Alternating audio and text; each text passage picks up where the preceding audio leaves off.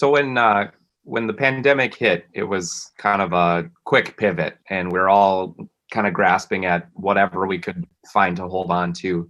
And we moved quick. I think it was Friday that we made the decision that we were closing down, and Saturday was when we needed to put it all together. So it was, I Yeah. mean, it was quick, right? And I have a Mac. So the first thing that I used was iMovie. It comes free with your iMac, and it worked fine. It's the one thing I had a little bit of experience with. I didn't have a lot, but I could learn quickly, YouTube any questions I had. And in that quick of a switch and having a MacBook, I was able to figure that out pretty quickly. John, I know you're in a similar boat with iMovie. Yeah. iMovie was great. A couple people on our team use it every week. And I used it every week for a while there. That was all I knew at the time. I dabbled in Premiere Pro, but it was confusing. You have to really dig into it. So I went with iMovie, and we were pre-recording, and before the pandemic, I was doing our interviews, announcement videos, things like that, and just doing iMovie. So we'd shoot them on a phone or, an iPad typically.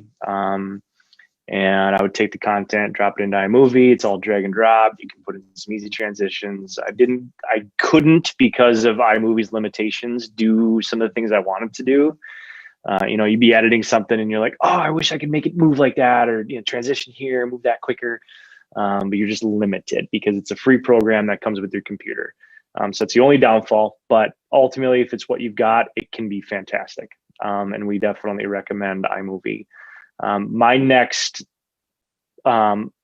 change, as my editing skills improved, I had more of those moments where I was like, oh, I wish I could make this happen, and I can't, or I wish that could happen. So I was Googling, the different ways to do it. Premiere Pro, again, I was dabbling in that. That's an Adobe product.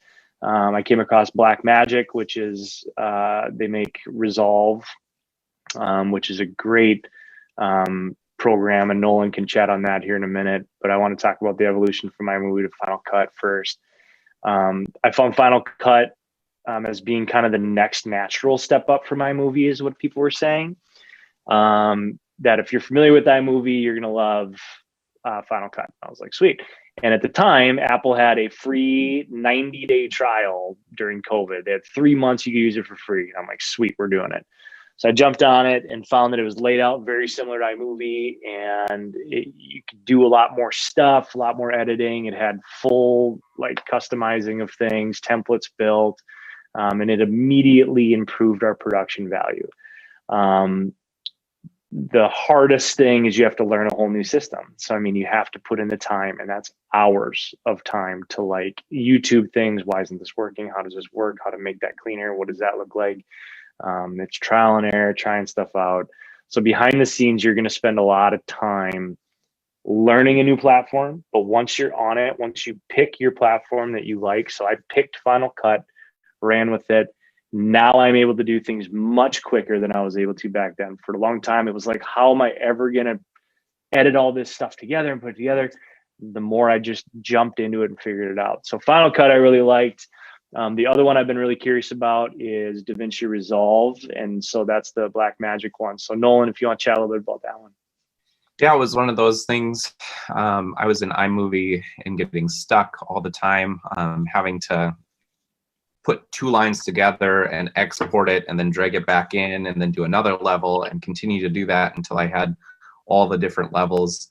So iMovie is just 2 layers. So you can have one video and your lyrics, you can have one video and your titles, you can have one video and another video where you go back and forth.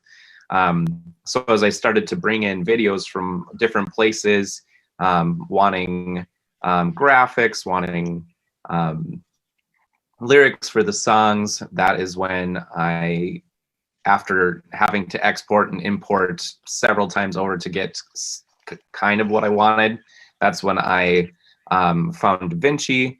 Our media guy at Calvary, he was already using DaVinci and recommended it, and I went into it. It's a free program. The only thing you need to know is that it takes a pretty decent computer, whether it's Windows or Mac. It takes some higher requirements to run well. But I was able to do that. It's free. And as far as I'm concerned, it covers 98% of what I would ever dream of doing at this point in my life, which should cover most things. Different title packs, you can change the colors, and the sound, you can do some edits to the sound in there, as many videos and lyrics as you need. And it's really, I've really enjoyed it quite a bit. And it's been a fun process learning. Video editing was never something that I did prior to COVID. And it's really been a creative output for me that I never even knew that I enjoyed doing. And so I've really, really had fun with it. Yeah, we are in COVID, obviously. What are you doing for weddings and funerals and video? That is a great question. And for us, it has been pretty minimal. Anything we've done has been very, we've also had baptisms. Baptisms is something that we've been doing as well. But it's following the state laws, the state guidelines for how many people you can have in the same place. We do all the masking and distancing and temperature checking and everything that that is required to be safe and to keep people safe. So that is, but it's been pretty minimal as far as funerals and weddings and baptisms. Actually, baptisms, we've had a lot of baptisms. Yay, COVID. Giving families some time. So, but it's been pretty minimal. John, rather than diving into a whole class on Da Vinci, I ran out of things that I could say without getting into a huge rabbit hole of things. And Yeah. that's You're cutting out there, Nolan. Should have mentioned this. Creating, we are working on creating a video series for video editing. So that is something that is coming soon. Yeah. My phone died. Sorry, I had to jump off to grab my charger because I was like, I don't know how to check, keep an eye on these comments and questions coming in. Yeah, I've loved Final Cut. It's been a big change and adjustment, but at the end of the day, pick your thing. If you have, on YouTube, somebody that you follow that uses Final Cut, just use it. Pick your platform and run with it. If you have somebody that you know and trust that uses DaVinci Resolve, pick it, run with it. So you know that Nolan loves Resolve. I love Final Cut. I've thought about moving to Resolve just to streamline even what Nolan and I do, if we're both on the same platform. But I've invested so much time and energy into Final Cut. So I have all these presets built and just things that have made my workflow very quick week to week, that I don't want to change it now. But if there's kind of a season of downtime or whatever kind of post-COVID looks like, if there's a natural time that I feel the call to switch to Resolve, I will. But for now, it's just been diving into Final Cut and just running with it. And I think people get kind of caught up on, I don't know which one is better, and we have to, this one costs $300, this one's free, this one's this one's that. Just bite the bullet, pick one of them and run with it. You can't go wrong in any of them. And I would start by going to YouTube and just typing in, best way to start with Final Cut, best way to start with Resolve. Yeah, I think you talk about what do we offer up?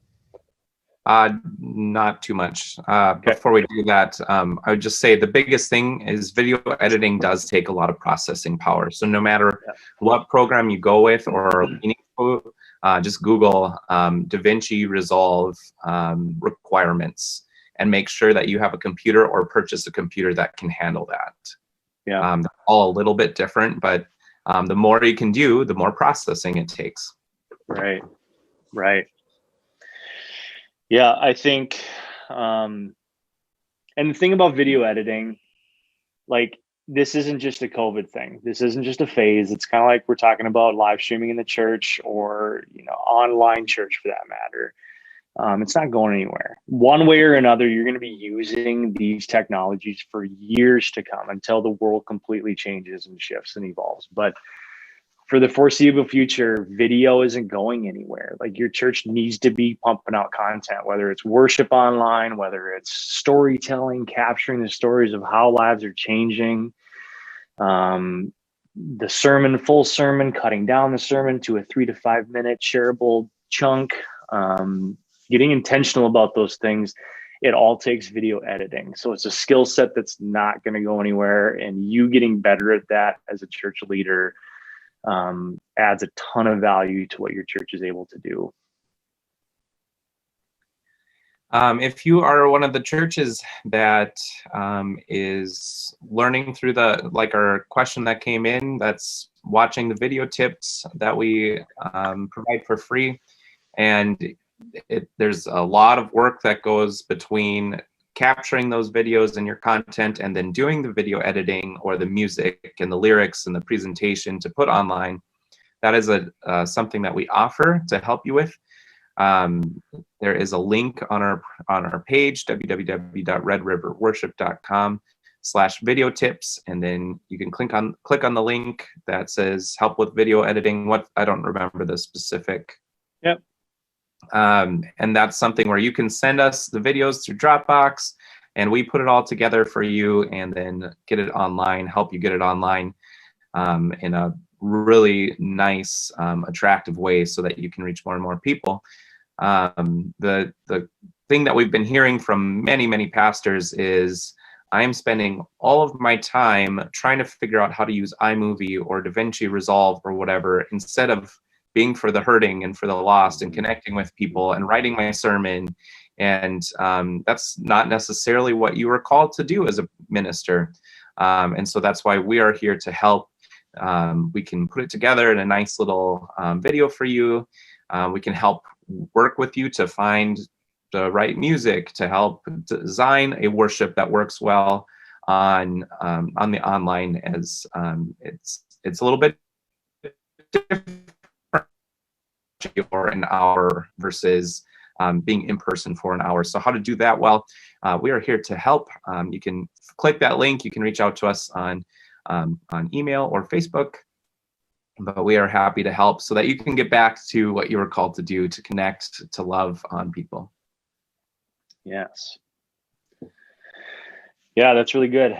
And then the second part of that question, so we don't have to spend as much time on it, was, and how to get them online. so huge question, which is great. You talked about the editing piece, getting it online. So say you're already creating content, you already have a structure in place for how you're putting together content, how to get it online. We use Facebook and YouTube for all of our video content. And that's kind of our longer form content we use there. We do videos, shorter videos on Instagram, shorter videos on Facebook as well. But for our worship specific stuff, Facebook and YouTube, and we stream there for a couple different reasons. We'd had the questions early on. Do we use church online platform? Do we use some of these other streaming specific platforms, and then get our people to leave Facebook where they're already hanging out at and go to this link to watch worship on Sunday? Okay, that's one model. It's a stable model. It works very well. Some of those platforms are awesome for engagement, questions, comment sections. But the key is that you have to get your mass community to get onto this other link. Or do you stream it right to them where they're already scrolling, where they can just hit share? It shares it to their friends' timeline, the video instantly. They don't have to click a link, wonder if it's legit, get into something. Think about it when somebody's coming through the door for the first time, like when we're in person. Like, you want there to be the least amount of barriers possible. You want them to feel welcome as quickly as possible, and to make that so simple. So we went right to Facebook for those reasons. And then the same thing to YouTube. YouTube is a huge growing platform. It's not going anywhere. It's very stable. So we stream at the same time to Facebook and to YouTube, same content. And we've had the feedback that people love watching on their phones because it's right there for Facebook. And then we've had the feedback that people love pulling up Roku, whatever they stream on their TV with, going to the YouTube channel, subscribing to Good Shepherd, whatever your church is, and then they can watch it on their TV like they would watch any other TV show. So that's kind of why we picked those two. Vimeo is another great one. It's got a lot of other features that YouTube doesn't have, so I don't ever want to discount them. Just from what I've seen though, people are less likely to kind of pull up Vimeo on their channel, on their TV. People are less likely to just be hanging out and might come across your video on YouTube or on Vimeo. Whereas if you're on YouTube, sometimes you're just rolling through videos and you're watching different worship videos, you're watching different, I'm talking to our people right now, like that's what we do on YouTube. But for hopefully someone to scroll across your sermon, or someone to scroll across a music video that you put out, or a full version or full form worship video, we want that to hopefully accidentally happen by them being on YouTube. So yeah, it's a great way to reach outsiders, and it's an easy way to send your people to as well. I always find this interesting, and I just don't even think about it, but YouTube is the second biggest search engine in the world. Yes. The number one is Google. The second is YouTube. How do I fix my marriage? Who is Jesus? I'm struggling with depression. What do I do? So the second in the world is YouTube. And don't you want to be the church that brings life into these situations, these struggles, these dark parts of people's lives, and breathe life, breathe the Holy Spirit, breathe Jesus into those, because they found you in a search in YouTube. Right. And because it's owned by Google, is that right, John? That's right. More into those details than I am. So when you search something on Google, which is the number one, a lot of those options will be at the top of your Google in YouTube. And so that's why it's so important to be in YouTube. And then, like John was saying, where are the people at? If you're anything like me, it's late at night and you can't sleep. So what do? You're scrolling mindlessly through Facebook, which is a whole different issue on how we can be productive in life. But you can be scrolling and enable in your life, or you can be going through and your friend who often puts out positive content just shared their church service, which is yours, and that's how you connect to it, and that's how you connect to outsiders. And the more you can encourage your congregation, your insiders, to hit share, to comment in those live streams, the more it's going to spread across the nation, across the globe. And you can follow those things, but we literally have people watching, not just from coast to coast, but across the world since the pandemic happened, which did not happen when we were live streaming prior to the pandemic. Like, it's just a new world. And like I said at the beginning of this, we just have no idea how big this thing is going to get. So find ways to do that well. You use Restream, John? Yeah, we do. So that's another good thing. We moved to Restream because we were able to, you can post and set it to premiere to Facebook and to YouTube individually. So that's what we had done for a while. Then I came across Restream.io. And it's a fantastic platform, very stable, that I'm able to upload the video there and then set it to where I want it to stream to live. So every Sunday, it looks like Good Shepherd is streaming live, and we're not fooling anyone. It's just the fact that live stream videos have better engagement numbers on Facebook than a premiered video does is the reason we did it. We had some people going, is this live? Like, can we come in person? And we're like, no, it's pre-recorded, but we stream it live. And just because there's different features that come along with it and things. So we do Facebook Live that way, and we do YouTube. So it streams it simultaneously to both YouTube and Facebook at the same time. So that's a great platform. So then, instead of with upload of a 35 to hour long video taking an hour or hours or whatever it is for your speeds, to do it separate into YouTube and then go back and separately do it into Facebook, and then having those issues happen, which can happen, you can just go to Restream, put it up one time, and then it will distribute it for you wherever you want it to go, which is super slick. we've been really enjoying Restream as well. Right. Yeah, that's great. One other thing I want to touch on, I think we can probably end with this, just because Nolan keeps freezing, so it made me think about it, is one of the things that we find very quickly as we're consulting with churches. So we'll do things just like this, where we have groups from different churches jump on a Zoom and we do a very site-specific consultation. One of the first things we usually get is one of the guys says, we always have lag, it always freezes, we always have issues, like what's wrong with Switcher Studio, or what's wrong with this platform that we're using, or this recording thing we're using, what's wrong with this? And I say, well, let's first check your internet speed. So we have people go to speedtest.net, and speedtest.net allows you to hit go. And I always have people run 3 different tests back to back. I mean, give it 20, 30 seconds in between, and then take your average. Sometimes when you run your speeds, you'll get this number, and then you'll get this number, and then you get this number. So then, okay, what's the average of those numbers? And you'll get a pretty good snapshot of what speeds you're getting. And you need to take those numbers very seriously, because if your numbers are really low, you're going to get a terrible stream quality and very slow uploading. So if you're spending time and you're waiting hours for this thing to upload, it's because your internet speed is not that high.